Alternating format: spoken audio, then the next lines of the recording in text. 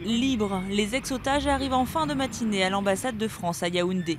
La famille Moulin-Fournier, 3 adultes, 4 enfants, étaient détenus depuis 2 mois au Nigeria par des membres de la secte Boko Haram. Visiblement éprouvés, ils se sont rapidement adressés à la presse. On est tellement heureux de pouvoir retrouver tous nos amis camerounais, tous nos frères camerounais. Et c'est, j'ai presque les larmes quand je vous le dis. C'est vraiment, je suis trop content. On est tous tellement contents d'être revenus au Cameroun. C'est dans la matinée que l'information de leur libération a été donnée, d'abord par la présidence camerounaise, puis par les autorités françaises. Un véritable soulagement pour leur famille restée en France.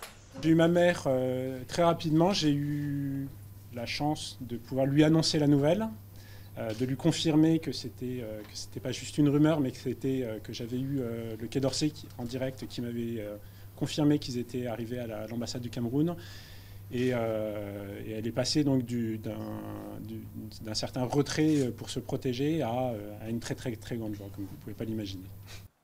Dans leur maison située dans le Beaujolais, les parents d'Alban Moulin-Fournier ont fêté la nouvelle avec discrétion, entourés de proches. C'est une joie profonde, d'une part pour l'épreuve qu'ont subie ces deux familles, qui ont vraiment tenu espérance dans cette épreuve. Enlevés le 19 février dernier dans le parc national du Waza au nord du Cameroun, les parents, les 4 enfants ainsi que l'oncle de cette famille sont apparus par 2 fois sur des enregistrements fournis par les ravisseurs. Peu d'éléments ont filtré sur les conditions de leur libération, une libération qui a été une véritable surprise. Pourtant, depuis plusieurs jours, les autorités françaises et camerounaises travaillaient conjointement vers cette issue. Mais pas question de parler de rançon. Je suis soucieux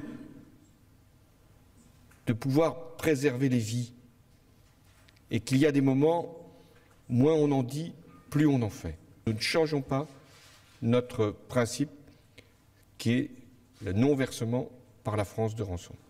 C'est le ministre des Affaires étrangères, Laurent Fabius, qui est parti à la rencontre de la famille au Cameroun. Retour prévu en France samedi matin.